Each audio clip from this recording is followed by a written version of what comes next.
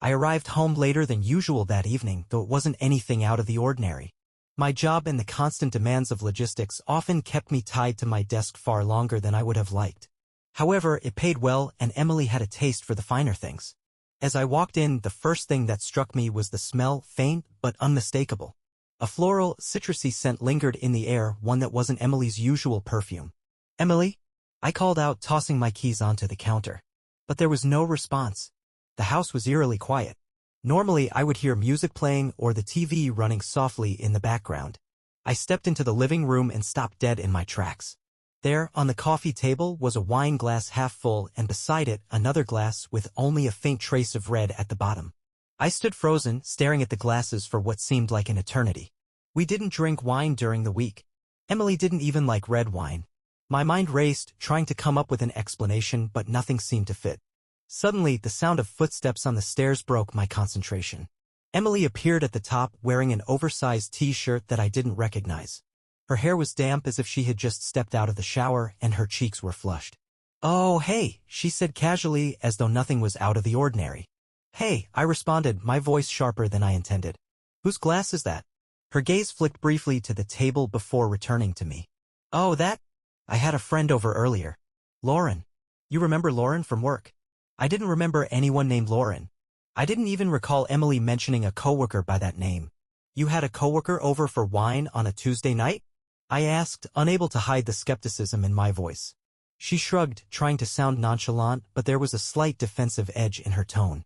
"We're working on a project together. It ran late, so we just finished up here." "Why? Is there a problem?" It was the first time I felt a shift between us, as though the ground beneath me was no longer solid. Her response wasn't just dismissive, it was evasive.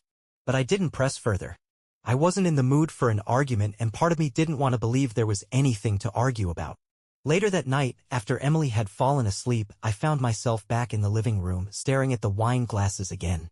The unfamiliar perfume still clung to the air, stronger now. Something didn't sit right. The next day, I came home earlier than usual, hoping to shake off the unease I felt after the previous night.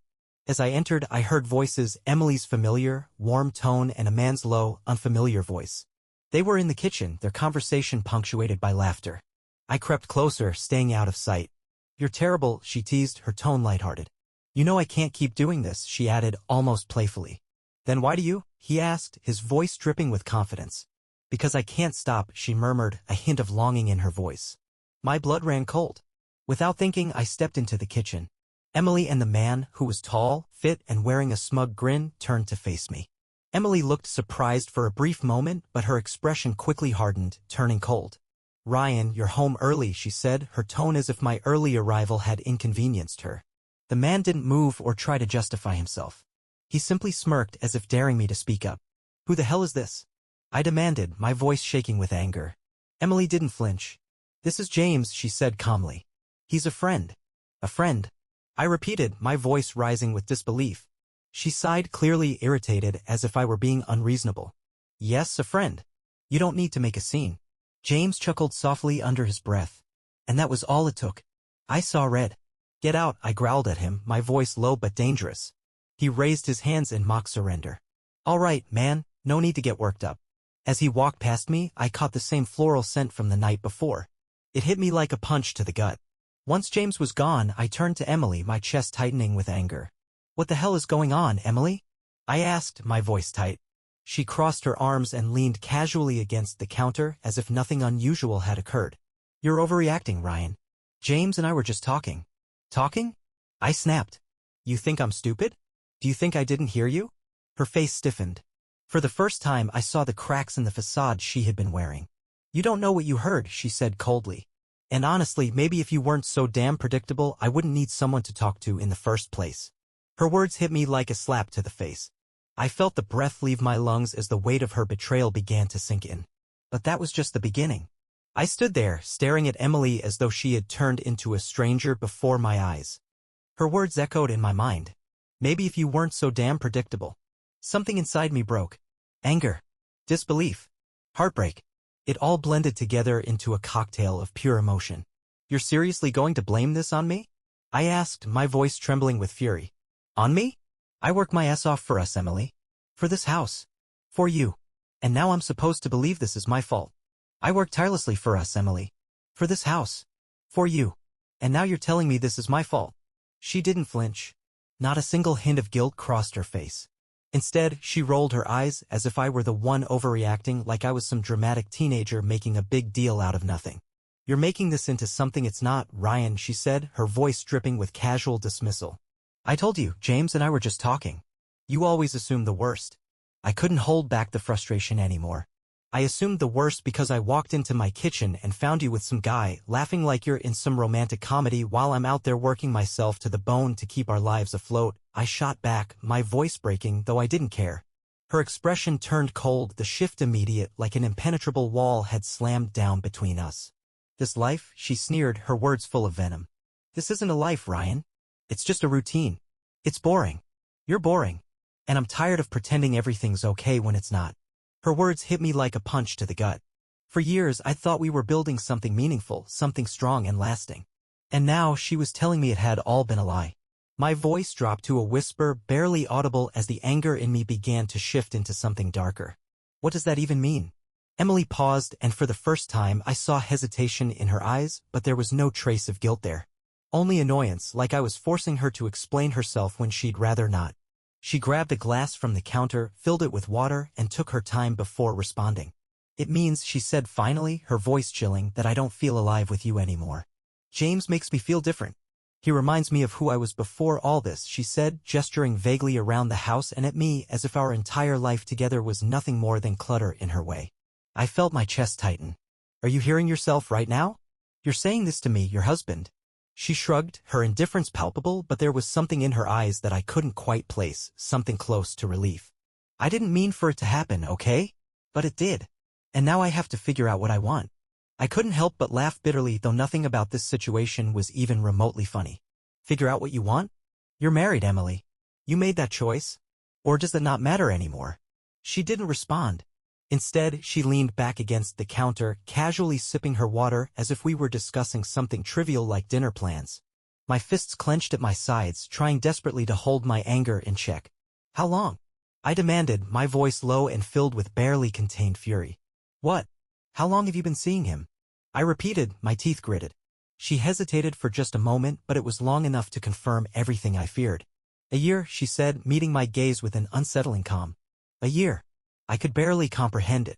A year. I echoed, stunned. You've been lying to me for a year? Her face twisted into a defensive scowl. It wasn't like that, Ryan. Things between us were already falling apart. Don't you dare rewrite history right now, I interrupted, my voice shaking. We weren't falling apart, Emily. We were fine until you decided to blow it all up. She rolled her eyes again, that infuriatingly casual gesture dismissing everything I felt. You think we were fine? You never noticed. I've been miserable for months and you didn't even see it. All you care about is work, and you didn't care enough to talk to me about it, I cut in, anger surging once again. Instead, you run to some guy who makes you feel alive? Are you serious right now? That's when she said it. The words that would haunt me long after this conversation ended. I'm pregnant, Ryan. I blinked, stunned. What? Her voice was steady now, almost rehearsed, as she repeated, I'm pregnant. And before you ask, no, it's not yours. The room seemed to spin around me. My knees felt weak, like the ground had disappeared beneath me. I was drowning. What the hell are you saying? I managed to ask. She set the glass down with a dull clink and crossed her arms over her chest. I'm saying I need you to forgive me. For everything. For the sake of the baby. I stared at her in disbelief. You want me to forgive you? You cheat on me for a year, get pregnant by another man, and now you want me to just, what? Pretend none of it happened? Yes, she said simply. Because I can't do this alone. Her audacity was mind-blowing. My hands were trembling now, my heart racing in my chest. This wasn't the woman I married. This wasn't the life we built. This was a nightmare. And I was wide awake. The words hung heavy between us. I'm pregnant. And it's not yours. I couldn't move. I couldn't speak. Her words replayed in my mind like a broken record, each repetition stabbing deeper than the last. Emily didn't look the least bit sorry. In fact, she looked annoyed, as if I was the one wasting her time by not immediately understanding how I was supposed to feel.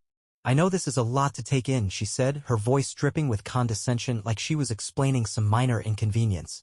But I need you to calm down so we can figure out how we're going to handle this. How we're going to handle this. I repeated, my voice barely above a whisper at first, then louder with every ounce of fury I had left. Are you out of your mind, Emily? She flinched, finally allowing a crack to form in her cold demeanor. Yelling isn't going to help, Ryan, she said. I could barely hold back my fury. Oh, I'm sorry. Am I not allowed to yell after learning my wife's been seeing someone else for an entire year, got pregnant, and now has the nerve to ask for my forgiveness? My voice trembled as the intensity of my anger swelled, threatening to erupt. Emily folded her arms, her face hardening once more. Look, I didn't plan any of this, she began, her tone softer, but it happened and now we need to figure out what comes next. I let out a harsh laugh, void of any humor. What comes next? Are you serious? I started pacing, my hands running through my hair, trying desperately to make sense of the chaos unraveling in front of me. I don't see what's so hard to understand, she snapped. I'm asking you to forgive me so we can move forward. You've always been the stable one, Ryan. The responsible one. I need that right now for me and for the baby. Her words, so matter-of-fact as though I should feel privileged to clean up after her mistakes, made my blood boil. I halted my pacing and fixed my gaze on her, disbelief burning in my eyes. You don't need a husband, I spat. You need a damn doormat. Her expression didn't shift. She wasn't begging, wasn't apologizing, she was expecting me to just forgive her. It was as if she saw my forgiveness as an inevitable conclusion. Do you even care? I asked, my voice suddenly unnervingly calm. Do you care at all about what you've done to me? To us. Her lips tightened into a thin line. I didn't want to hurt you, Ryan, she said, her voice quieter. But things have been broken for a long time. James, he made me feel alive again. I can't apologize for that. That was the moment. That was the moment the last bit of my restraint snapped. You can't apologize? I roared. You think this is about what makes you feel alive? You destroyed our marriage. You shattered everything we had because you wanted excitement and now you expect me to fix it. Tears filled her eyes, but I wasn't fooled. There was no genuine sorrow there, only frustration that I wasn't just giving in to her will. I'm trying to be honest with you, she said. That has to mean something. Honest? I repeated, incredulous. You've been lying to me for an entire year, and now that you have no more places to hide, you want me to praise you for telling the truth? Her tears spilled over, and she turned her face away, her voice trembling as she spoke. You don't understand, Ryan. You don't know what it's like to feel trapped, suffocated. I didn't want any of this to happen, but I needed more than what we had. James gave me that. The words hit me like a physical blow, each one digging deeper than the last. I wanted to scream, throw something, make her feel a fraction of the pain she had caused me. But instead, I just stood there, fists clenched, heart pounding like a drum. And what about him? I asked, my voice trembling now. What's his plan in all of this? Does he know you want me to forgive you and step in as father to his child? She hesitated, and that hesitation told me everything. He's not ready for that responsibility, she whispered, almost too quiet to hear. He said it's up to me to figure it out. I stared at her, utterly shocked. So let me get this straight, I said slowly. You cheat on me, get pregnant, and now you want me to clean up the mess because James, the man who made you feel alive, doesn't want to deal with the consequences? She didn't respond. She didn't have to. I took a step back, rubbing my face as the madness of it all hit me. You know what, Emily? I said, my voice now cold and steady. You're right. I am predictable. I believed in loyalty. I believed in marriage. I believed in you. But you? You're a walking disaster who destroys everything you touch and expects someone else to fix it. Ryan, please, she pleaded, her voice breaking. I'm sorry, okay? I didn't mean for it to get this far. I need you to be here for me. For the baby. I looked at her closely for the first time, really looked. And in that moment, I saw her for what she truly was, a selfish, manipulative woman who had no real understanding of love or commitment. And it became clear I was done. I wasn't going to let her pull me down with her anymore. The atmosphere between us felt charged, thick with everything left unspoken. Emily's gaze locked on mine, her expression alternating between defiance and desperation. She thought I was going to cave. She thought I'd crumble under the weight of the chaos she'd created, just like I always had. She thought I would fix everything because that's who I had been for her, reliable, predictable, her safety net. But not this time. You need me. I asked, my voice colder than ice. Let me tell you something, Emily. The man who got you pregnant? That's the man you need. Go tell him you can't do this alone. Let's see how that turns out for you. Her face fell, and for the first time that night, I saw real fear flicker in her eyes. She opened her mouth to speak, but I cut her off, raising a hand. No. I'm done. I've spent an entire year being deceived, and now you think you can just waltz in here and do what? Present your mess to me and expect me to clean it up just because James isn't ready to take responsibility? I shook my head, bitter laughter escaping me. You know what, Emily? Neither am I. Her voice cracked with panic as she raised it. You don't mean that, Ryan. You're just upset. I understand. But this isn't like you. You don't just walk away from things. That's exactly what I'm doing, I responded sharply, my voice unwavering despite the storm brewing inside me. I've spent 8 years of my life trying to become the man you said you wanted, building a life for us. A life that, apparently, you couldn't stand because it didn't make you feel alive. Tears started to well up in her eyes again, streaming down her face as she reached out and touched my arm. Ryan, please. I'm sorry. I'll fix this. I'll end things with James. I'll do whatever it takes. I pulled away from her touch, my skin crawling at the contact. End it with James? I repeated, the disbelief clear in my voice. Don't you see, Emily? It's already over. You destroyed us the moment you chose that fling over your marriage. For a moment, she just stood there, her mouth opening and closing like she was searching for something to say but couldn't find the right words. When she finally spoke, her tone had changed. It was sharp, almost venomous, as if she'd completely switched gears. So that's it? You're just going to give up on us? On me? After everything we've been through? I let out a harsh, bitter laugh. Give up on you? You gave up on us the second you let him into your life. Want to know what I'm really giving up on, Emily? I'm giving up on being your second choice. Your fallback. Your safety net. That's all I've been to you for a long time, isn't it?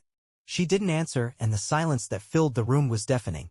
I took a deep breath, feeling the anger and sadness swirling inside me. Here's what's going to happen, I said, my tone cold. I'm leaving tonight. I'll pack my things and get out of your way. You can keep the house, the furniture, everything. But we're done. And don't even think about calling me when James lets you down, because I won't be here to pick up the pieces. Her tears flowed freely now, and she looked genuinely shaken, but I couldn't bring myself to care. Not anymore. You don't mean this, she whispered, her voice trembling. I do, I replied firmly. And if you had any respect left for me, you'd let me go without trying to guilt me into staying. For once, she didn't try to argue. She just stood there silent. No excuses, no more deflections, just silence. I went upstairs, grabbed a bag, and packed only what was necessary. I didn't care about the rest, clothes, toiletries, a few documents. Everything else could stay with her. When I walked back downstairs, Emily was still standing in the kitchen. Her hands gripped the edge of the counter as though it was the only thing keeping her upright. She didn't stop me. I paused at the door, casting one last glance at her. You made your choices, Emily. Now I'm making mine. And with that, I slammed the door behind me, walking away for good. As I drove away, my heart felt heavy, but there was also a strange sense of relief settling in. For the first time in years, I wasn't burdened by her lies, her expectations, or her manipulations. For the first time, I was free. The drive was quiet, save for the hum of the engine, but my mind was anything but. Every word Emily had said, every twisted excuse, echoed in my head like a relentless storm. James makes me feel alive. That phrase cut through me raw and festering. I pulled into a small motel parking lot just a few miles from the house. It was unremarkable, the kind of place you only go when you have nowhere else to turn. The neon vacancy sign flickered above me as I sat in the car, gripping the steering wheel so tightly that my knuckles turned white. This wasn't how I'd imagined my life turning out. I checked in with a smile that felt completely fake, barely able to make eye contact with the clerk as she handed me the key. The room was exactly what I expected, a creaky bed, an old TV, and a smell I couldn't quite place but didn't want to identify. None of it mattered. I wasn't looking for comfort. I just needed space. I dropped my bag on the floor and collapsed onto the bed, staring up at the ceiling. My body was still buzzing with adrenaline, but that's when the floodgates opened. An overwhelming wave of grief and anger hit me all at once. My wife, my life, it had all been a lie. Instinctively, I grabbed my phone and started scrolling through old photos of Emily and me. Vacations, anniversaries, lazy Sundays, memories that now felt like they belonged to someone else. The betrayal felt like a wrecking ball, smashing through everything I thought I knew. Then a text came through. Emily, please, can we just talk? I stared at the screen, my thumb hovering over the keyboard. What was there left to say? Every conversation we'd had in the last year had been a lie. I was about to type something scathing, something filled with anger. But before I could send it, another message came through. I didn't care about the things I left behind. I'd had enough of it all. I didn't need any more reminders of her lies or the life we'd shared. The only thing left was the decision to move on, to choose myself over the shattered past. I received a message from Emily, and as I read it, a sense of fury started to bubble up inside me. She was blaming me for ruining everything, accusing me of destroying everything, and James was furious with me. I couldn't believe it. I froze, rereading the message over and over. The audacity of her words, the complete lack of self-awareness, only fueled my anger even more. She wasn't reaching out of regret for her actions, she was only doing so because James was upset with her.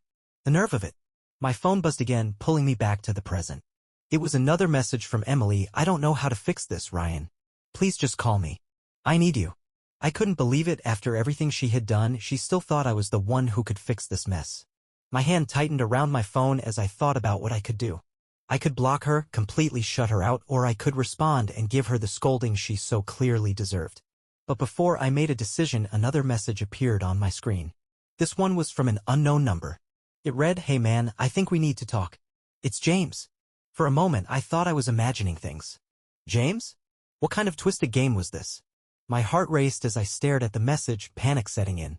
What did he want? Against my better judgment, I replied, "What could you possibly have to say to me?"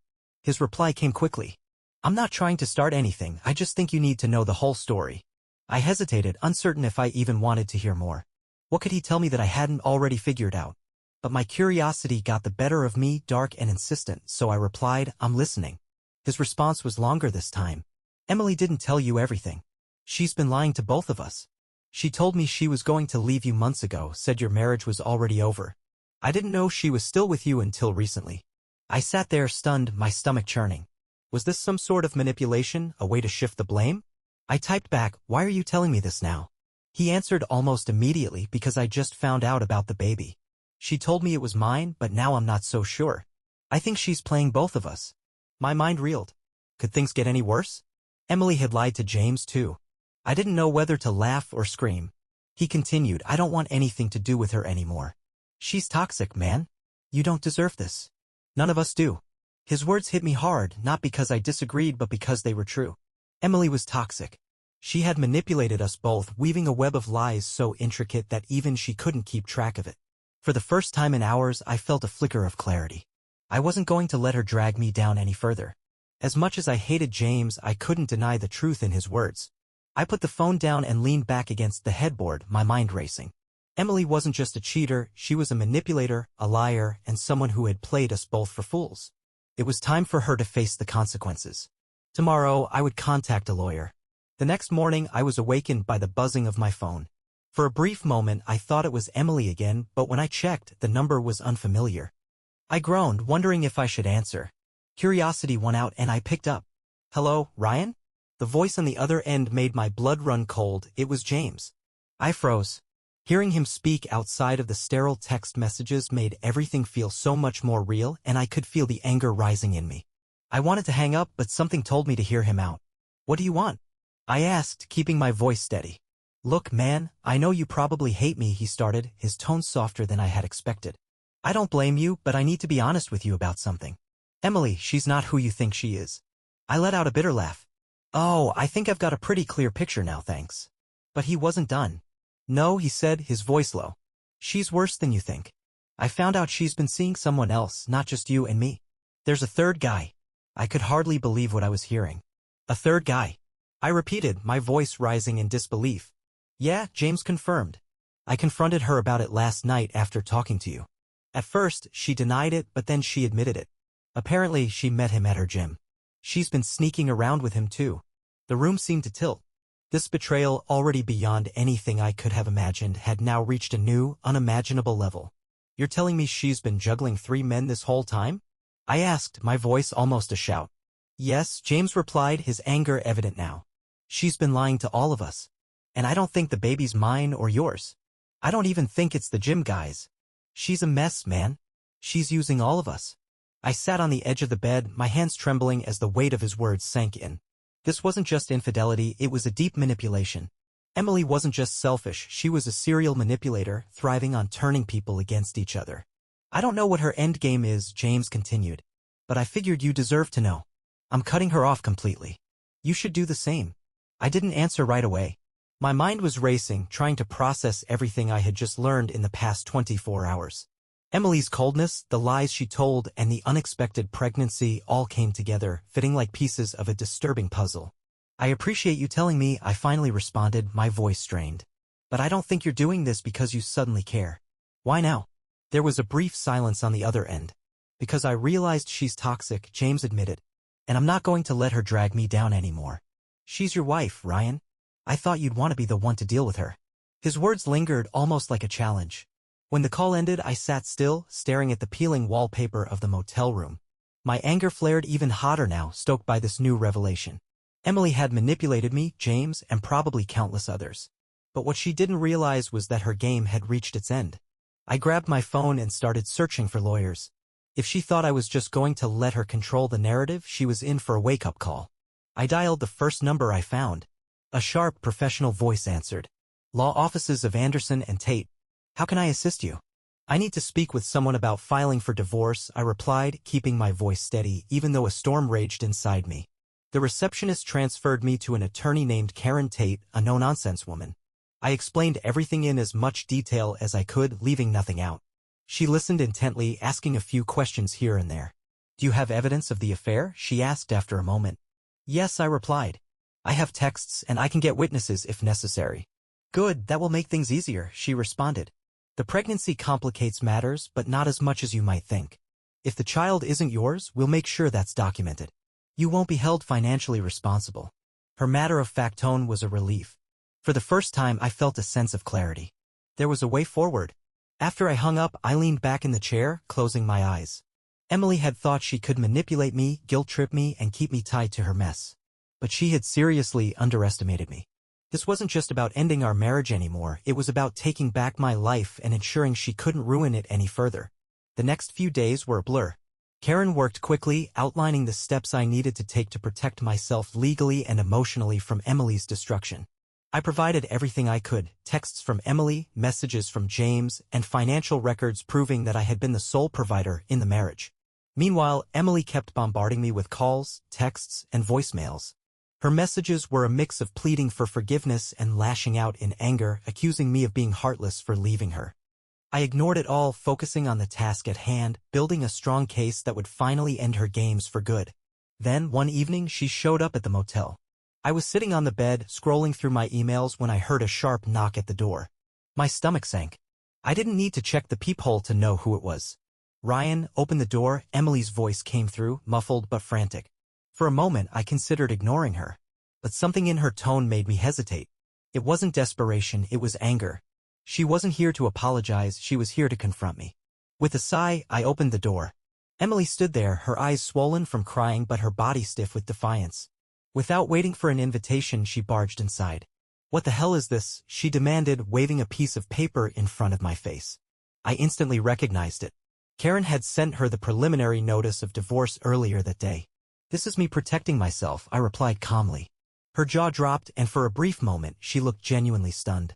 You're seriously divorcing me? She asked, her voice wavering. Emily, what did you expect? I asked, my tone sharp. You lied to me, cheated on me, and got pregnant with someone else's child. Did you really think I would just sweep all that under the rug and play happy family with you? Her face contorted with fury. You're such a coward, Ryan. Running away instead of trying to fix this. I let out a bitter laugh. Fix this? Are you kidding me? You didn't just break our marriage. You set it on fire and danced on the ashes. She flinched at my words, but her rage didn't subside. You're overreacting. People make mistakes, Ryan. That's what relationships are about, mistakes. I snapped. Emily, this wasn't a mistake. This was a calculated betrayal. You didn't accidentally fall into an affair, you carried it on for a year. Then you got pregnant. And now I find out there's a third guy involved. This isn't a mistake. It's a disaster, and you're the one who caused it. Her face went pale. James told you about it? Yeah, he did, I said coldly. He told me everything. And by the way, he's done with you too. Looks like your backup plan doesn't want you anymore. Her composure cracked. For the first time, I saw genuine fear in her eyes. It wasn't the fear of losing me that I saw, but rather the fear of losing control over everything. You don't understand, she said, her voice now shaking. I was confused. I didn't know what I wanted, but now I do. I want us, Ryan. I want my husband back. I shook my head, a bitter smile forming on my lips. No, Emily, you don't want me. You want the stability I provided, the security, the convenience. But guess what? I'm done being your safety net. Her face hardened once more, the fear melting into anger. You'll regret this, she hissed. You think you're so much better than me, but you're not. You're just a bitter man who can't handle being overshadowed. Overpowered. I repeated incredulously. Emily, you're not shining. You're spiraling, and I refuse to be dragged down with you. Her chest rose and fell with every breath as rage twisted her features. For a moment I thought she might lunge at me, but instead she turned away and stormed out, slamming the door behind her. Standing there, staring at the closed door, I felt an unexpected wave of relief. For the first time in weeks, I didn't feel angry or sad. I was just done. This wasn't my fight anymore. It was hers to handle alone. The following day, Karen called me. Her tone was calm and professional, but there was an undeniable urgency beneath it. Ryan, I've been reviewing Emily's finances, she began. You mentioned that she's been acting secretive lately, so I thought I'd take a closer look. Let's just say things are complicated. I straightened up, gripping the phone tightly. What do you mean by complicated? She's in a lot of debt, Karen revealed. Credit cards, personal loans, it's significant. It looks like she's been funneling money into something, but I'm not sure what. If I had to guess, she's been funding a double or even triple life behind your back. The words hit me like a truck. Emily's betrayal was deeper than I imagined. It wasn't just emotional, she had been hiding our financial resources, using them to sustain her chaotic lifestyle. Can we prove this? I asked, my voice sharp with tension. Absolutely, Karen assured me. I've already started gathering the paperwork. If she tries to claim any of your assets during the divorce, this will protect you. She won't get a dime more than she deserves. The anger I had been suppressing surged back, fiercer than ever. Emily's recklessness was far worse than I'd realized. It wasn't just our marriage she had destroyed, she was trying to burn everything in her path. Later that afternoon, as I was still processing the bombshell from Karen, I received another text from James. James here, just a heads up, Emily's been trying to get in touch with me. She's saying some crazy things about how you're threatening her. Thought you should know. Threatening her? My jaw clenched as I read the message. Another manipulative tactic. She wasn't just trying to guilt me into staying, she was attempting to paint me as the villain. I called James immediately. He answered on the second ring. She's accusing me of threatening her? I asked, skipping any pleasantries. Yeah, he replied, sounding just as frustrated as I felt. She called me last night after she left your place. Said you were yelling, that you slammed the door in her face. She's playing the victim hard. I couldn't help but laugh bitterly. Of course she is. She can't stand losing control. James paused before continuing. Look, I know we don't exactly get along, but I thought you should know. She's also been talking to the gym guy. I ran into him at a bar last night, and he had no idea about you or me. He thought he was her only relationship. He's furious. Great, I muttered, feeling the frustration build. So now she's got 3 angry men on her hands. Yeah, and that's not all, James added. He mentioned that she borrowed a lot of money from him. Big money. I think she's been stringing him along too. My chest tightened. Emily wasn't just reckless, she was dangerously manipulative. Using people, lying to them, and now she was trying to cover her tracks by making me the aggressor. Thanks for letting me know, I said, my voice cold. I'm going to make sure she doesn't get away with this. Good luck, James replied, his tone almost sympathetic. You'll need it. After the call, I sat in the motel room staring at the blank wall. The Emily I once knew was gone, replaced by someone almost unrecognizable, a woman who would stop at nothing to get what she wanted, no matter who she destroyed in the process. But I wasn't going to let her win. I called Karen again, telling her everything that had happened. She listened carefully, her voice as steady as ever. This strengthens your case, she said. If she's manipulating multiple people, it's going to be harder for her to spin this in court. But we still need more evidence. Do you have any other witnesses or documentation? I'll find it, I promised. I spent the remainder of the evening sifting through old emails, text messages, and bank statements, hoping to find anything that would help me strengthen my case. What I discovered only served to affirm what I already suspected. Emily had been deceiving me for much longer than I had initially realized. There was a gym membership she had never mentioned, hotel charges on weekends when I thought she was working late, and expensive purchases that didn't align with anything in her home. The evidence was undeniable and painted a clear picture. Emily had built her entire life on lies, and now it was all falling apart. By the time I closed my laptop, I was surprisingly calm. This situation had evolved beyond just a divorce. Now it was about ensuring she faced consequences for the harm she had caused. She had believed she could manipulate her way out of this, that she could control me, James, the gym guy, everyone around her. But she was wrong. This time, the truth was on my side. The following morning, Karen called me with news that set everything into motion. We're filing today, she said, her voice firm and businesslike. The paperwork is ready, and with the evidence we've gathered, we're in a strong position. Emily won't see this coming. Hearing her speak with such certainty filled me with a strange combination of satisfaction and apprehension. I had never imagined my life would come to this: divorce, legal battles, and peeling back layers of deception. But there was no turning back now. "Do it," I said. By midday, Emily was served. To my surprise, I didn't hear from her right away. I had been expecting another barrage of texts, more attempts to manipulate me, or perhaps an emotional voicemail. Instead, there was nothing, just silence. It was unsettling, but I wasn't naive enough to think she had given up. Later that evening, my phone rang with an unknown number. Expecting it to be Karen with an update, I picked up the call without hesitation. "Ryan, it's me." Emily's voice came through, sharp and cold. My stomach clenched. "What do you want?" I asked, already bracing for her usual tactics. "I want to know why you're doing this," she shot back, her tone laced with anger.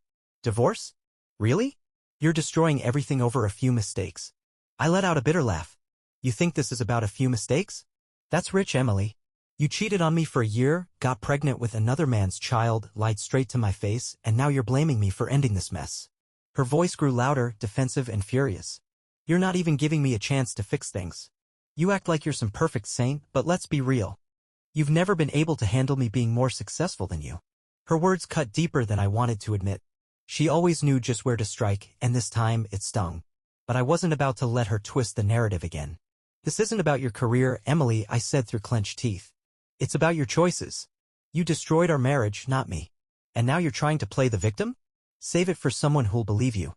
There was a brief silence on the line, and I could almost hear her trying to regroup. "Fine," she said, her voice ice cold. "If you want to play dirty, we'll play dirty. But don't forget, I know things about you too, Ryan. Things that won't look good in court." I let out another harsh, humorless laugh. "Go ahead, Emily. Try whatever you want. You don't scare me anymore." The silence that followed told me she hadn't been expecting that response. For years, she had relied on intimidation and manipulation to control me. But now, she was dealing with someone who wasn't playing by her rules. "You'll regret this," she spat, her voice dripping with venom before hanging up. I sat there for a moment, processing the weight of her threat. But instead of feeling fear, I felt a surge of resolve. This was the real Emily, vindictive, calculating, and willing to do whatever it took to win. The next day, Karen called with an update. "We filed the paperwork and sent everything to her lawyer," she said. "But here's the interesting part. Her financial records show she's been moving money around in ways that could raise legal concerns. If we dig deeper, we might uncover something criminal." "Criminal?" I asked, my pulse quickening. Karen hesitated for a moment. "It's too soon to say for sure, but there's a chance she's committed fraud. If that's the case, it could affect more than just the divorce settlement." The thought of Emily facing legal consequences for her actions was both a relief and a sobering realization. This wasn't just about me anymore. It was about making sure she was held accountable for the mess she had caused, not just in my life, but in the lives of others too. As the days passed, Emily's silence didn't last. Her calls and texts began again, each one more frantic and desperate than the last. She shifted from anger to pleading to threatening, her messages a disordered spiral that only confirmed what I already knew: she was losing control. One evening, as I was going through more of our old financial records, my phone buzzed with yet another message from her. "Emily, I know you're trying to destroy me, but there's a lot you don't know. I still have things that could be used against you," she said. I stayed silent. There was no need for a response. She could make all the threats she wanted, but I wasn't engaging in her game anymore. Instead, I forwarded her message to Karen with a simple note: "Let's add this to the file." The more this dragged on, the clearer something became to me. Emily wasn't just trying to preserve her reputation, she was terrified of being exposed. She had built her life on lies, and now her world was falling apart. For the first time in years, I wasn't the one holding it all together. It didn't take long before the legal battle turned into a full-blown war. True to her nature, Emily came out swinging, filing her own response to my divorce petition full of unfounded accusations. She claimed I was controlling, neglectful, and emotionally abusive, all lies meant to paint herself as the innocent one. As soon as Karen saw the filing, she called me. "Don't panic," she said. "This is classic manipulation. She's trying to force you into a settlement on her terms. We're not going to let that happen." Her calm reassurance helped, but it was hard to suppress the anger bubbling inside me. Emily wasn't just trying to protect herself, she was out to bury me. But then the tables turned. 2 days later, Karen called again, her tone more urgent. "Ryan, we found something," she said. "What is it?" I asked, leaning forward. "It's about her financials. Remember when I mentioned the possibility of fraud? Well, it's worse than we thought. Emily's been embezzling money from her company. I stared in disbelief. She's what? Karen continued. We found transfers from her company's accounts to her personal one. They're small enough to have possibly gone unnoticed so far, but over time they add up to a substantial amount. If her employer catches wind of this, she could face criminal charges. I sank back into my chair, stunned. Emily's betrayal had already been devastating, but this? This was far worse. What do we do with this? I asked. Karen paused, choosing her words carefully. For now, we document everything. We don't want to blow this up too early, but it gives us powerful leverage. If she keeps making false claims or refuses to negotiate, we'll use this to force her to make a move. The idea of holding something so explosive over Emily felt both thrilling and terrifying.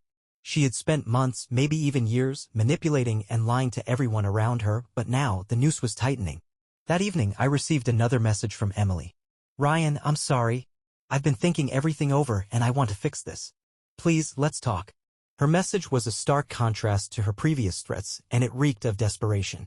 But I wasn't fooled. Without hesitation, I forwarded it to Karen. The next week, during a preliminary mediation session, Emily appeared looking more composed than I'd seen her in months. She wore a crisp blazer and a practiced expression of calm, though her eyes gave away her anxiety. Karen and I sat across from her and her lawyer in a sterile conference room. As the mediator began outlining the process, Emily interrupted, her voice trembling with false sincerity. Ryan, she said, turning to me with wide, pleading eyes, I don't want this to get ugly. Can't we just find a way to settle without tearing each other apart? I let the silence stretch for a moment before leaning forward. Emily, the time to work things out was before you lied, cheated, and betrayed me. This isn't about tearing each other apart, it's about putting an end to the mess you created. Her face flushed, but she quickly regained her composure, glancing at her lawyer for support. I've already admitted my mistakes. I don't understand why you're trying to punish me like this. Karen stepped in smoothly. This isn't punishment, Emily. It's accountability. Ryan isn't looking to drag this out, but he won't settle for anything that disregards the truth. If you want this to go smoothly, I suggest you rethink your stance. The rest of the session was tense but uneventful. Emily's lawyer attempted to downplay her actions, but Karen dismantled every argument with the precision of a skilled surgeon. By the end, Emily looked shaken. As Karen and I left the building, she turned to me with a rare smile. She's on the ropes. If she doesn't come to the table with a reasonable offer soon, we'll escalate this. Her financial misconduct will be impossible to ignore. I nodded, a sense of closure beginning to form. Emily's web of lies was falling apart, and for the first time in what seemed like forever, I wasn't trapped in it. The storm she had created was finally catching up to her, and I was ready to watch it all come crashing down. It didn't take long for Emily's facade to start falling apart. Karen was unyielding in her efforts, constantly filing motions and demanding documentation that left Emily with nowhere to conceal her actions. Each time Emily's lawyer attempted to avoid confronting the truth, Karen countered with undeniable evidence, financial records, the affair, the pregnancy, everything contributed to painting a damning picture. A week later, Karen called me with unsettling news. Her employer has been contacted, she said flatly. It wasn't us, but most likely someone within her company who noticed the inconsistencies. They've started an internal investigation into the missing funds. My heart sank. This was far more serious than I had anticipated. Emily's reckless behavior had spiraled beyond the divorce, and now she was facing the prospect of criminal charges. Do you think she knows yet? I asked, trying to steady my nerves. She'll find out soon enough, Karen replied. And when she does, I expect she'll either fight even harder or collapse completely. But either way, we're ready. Later that evening, my phone buzzed with an incoming call from Emily. Against my better judgment, I picked up. Her voice shook, filled with panic and rage. How could you? She screamed. You're trying to ruin my life, Ryan. I clenched my jaw. I didn't do this, Emily. You did. You stole from your company. You lied to me. You cheated. And now you're facing the consequences. Don't act like you're innocent in all of this, she spat. You're just being vindictive. You've always been like that. I took a deep breath to keep my composure. I'm not being vindictive, Emily. I'm just done protecting you. You've played with people's lives for years, and now it's over. Her voice shifted to desperation. Please, Ryan, you don't have to do this. We can still fix things. I'll drop the pregnancy claim. I'll agree to whatever settlement you want. Just don't let this destroy me. Her audacity left me speechless. I took a moment, then replied, my voice low. Ruin you? Emily, you've ruined yourself. The only person who can stop this now is you. It's time to take responsibility for your actions for once in your life. There was a pause and I could hear her shaky breathing on the other end. Without another word, she hung up. The following day, Karen reached out again with an update. Her lawyer contacted us. They're offering to settle, Karen informed me. It's a major shift from where they started. She's desperate to avoid a trial. What's the offer? I asked, my pulse quickening. They're proposing to forfeit any claims to your assets, including the house, in exchange for a no-fault divorce. She's also agreeing to waive any spousal support. I was stunned. Emily had fought tooth and nail to maintain control, but now she was willing to walk away with nothing? It was clear the pressure was too much for her and she had no other choice. Should we accept? I asked, my voice unsure. Karen's response was calm. It's your decision. If this is enough for you, we can finalize the settlement and be done with it. But if you want to push for more, especially given the financial misconduct, we can pursue that as well. I took a long pause, weighing the options. Part of me wanted to push further to make Emily face the full weight of her actions. But another part of me, the part that had spent months trying to rebuild my life, simply wanted peace. Let's take the deal, I finally said. I'm ready for this to be over. Karen agreed, and the next day the paperwork was filed. Within hours, Emily's lawyer sent the signed documents back. She clearly wasn't willing to risk dragging this on any longer. That night, as I sat alone in my motel room staring at the finalized divorce papers, I felt a strange lightness. All the pain, the betrayal, the anger, it seemed to lift. Emily had lost. She had tried to manipulate, to control, to destroy, but in the end, she was the one left holding the shattered pieces of her life. I reflected on the person I had been before all of this, the trusting, naive man who had overlooked the cracks in our marriage because I believed in her. That man was gone, replaced by someone tougher, stronger, and wiser. As I signed the papers, I felt a sense of closure I hadn't thought possible. This chapter of my life was finished and I was free to move on. Emily's storm had passed, but I was still standing. For the first time in a long while, I finally felt at peace. When the divorce was finalized, there was no grand sense of victory that I had expected. No celebration, no exhilaration. What I felt instead was a deep sense of relief, as though I had finally set down a burden I had carried for too long. Emily was no longer my wife. The paperwork simply confirmed what I had already known deep down: our marriage had ended long before the divorce was finalized. I packed up my belongings from the motel and moved into a small apartment across town. It wasn't much, a one-bedroom with creaky floors and outdated appliances, but it was mine. For the first time in years, I felt like I had control over my life again. The quiet was unsettling at first. There were no late-night arguments, no passive-aggressive comments, no sounds of Emily moving through the house like she owned everything. It was just me in the stillness, and adjusting to it took some time. But gradually, I found myself growing more comfortable with it. I immersed myself in work, taking on additional projects to keep my mind occupied. I also joined a gym, not just to stay fit, but as a way to direct the lingering frustration I felt into something constructive. I even started seeing a therapist. At first, it felt awkward, but over time, it became something I relied on. Talking to someone who didn't know Emily, who wasn't tangled in the mess she had left behind, brought me a level of clarity I didn't realize I was missing. As for Emily, things were falling apart for her. I heard through mutual acquaintances that her employer had completed their investigation. She was fired, and there were whispers about possible legal action due to the money she had embezzled. James had severed all ties with her, and the guy from the gym, the so-called third party, had confronted her publicly, leaving her embarrassed in front of her friends. She reached out to me one last time. The message was simple. "Ryan, I'm sorry for everything. I don't know what to do. Please, can we talk?" I stared at the screen for what felt like forever, my emotions churning inside me. There had been a time when I would have jumped at the chance to repair things, to be the one who saved her. But that time had passed. I didn't reply. In therapy, I brought up the text and what it meant. My therapist said something that resonated with me. Her apology isn't really about you. It's about her. She's trying to relieve herself of guilt, not make amends. You don't owe her anything. That statement clicked. It was the final piece of the puzzle. I wasn't responsible for Emily's decisions. I wasn't the cause of her downfall. And I refused to let her drag me back into her chaos. As the months went by, the anger and pain didn't vanish instantly, but they gradually diminished, replaced by a growing sense of hope. I started reconnecting with old friends, the ones Emily had pushed away with her constant need for control. I even went on a few casual dates, nothing serious, just coffee with new people. It was a good reminder that life existed beyond the destruction Emily had caused. One evening, on my walk home from work, I stopped at a park. I sat on a bench, watching the sun set behind the trees. For the first time in ages, I felt a genuine sense of peace. Emily had tried to break me. She had lied, manipulated, and betrayed, leaving scars that would take time to heal. But she hadn't won. I had weathered her storm and was starting to rebuild my life. Stronger, wiser, and finally ready to live on my own terms. As I sat there, feeling the cool breeze against my face, it hit me. This wasn't the end of my story.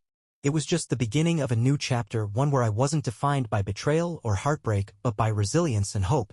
And for the first time in what felt like forever, I smiled.